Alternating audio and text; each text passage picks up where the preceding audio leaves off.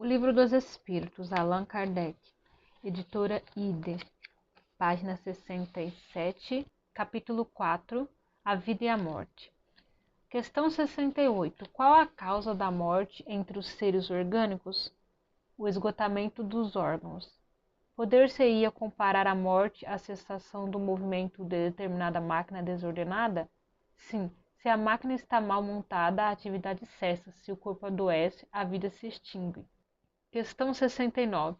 Por que uma lesão do coração, de preferência que a dos outros órgãos, causa a morte?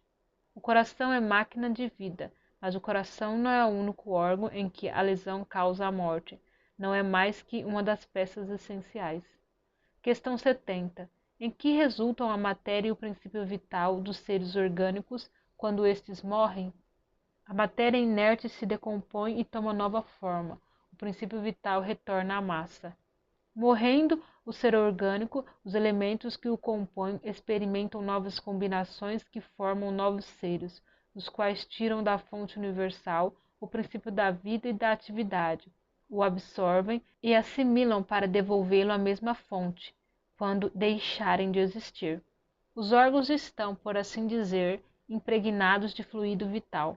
Esse fluido dá a todas as partes do organismo uma atividade que as une em certas lesões e restabelece as funções momentaneamente suspensas. Mas, quando os elementos essenciais ao funcionamento dos órgãos estão destruídos ou muito profundamente alterados, o fluido vital é impotente para lhes transmitir o movimento da vida e o ser morre. Os órgãos reagem mais ou menos necessariamente uns sobre os outros. É da harmonia do seu conjunto que resulta a sua ação recíproca. Quando uma causa qualquer destrói essa harmonia, suas funções cessam, como o movimento de um mecanismo cujas peças principais estão desarranjadas.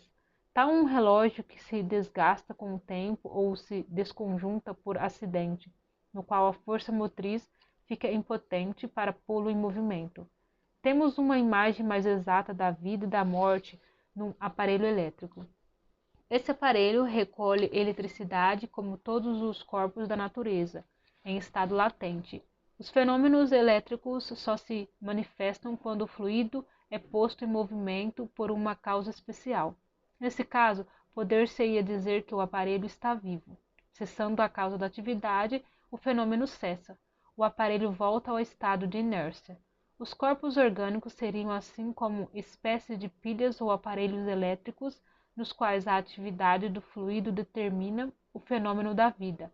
A cessação dessa atividade produz a morte. A quantidade de fluido vital não é fator absoluto para todos os seres orgânicos.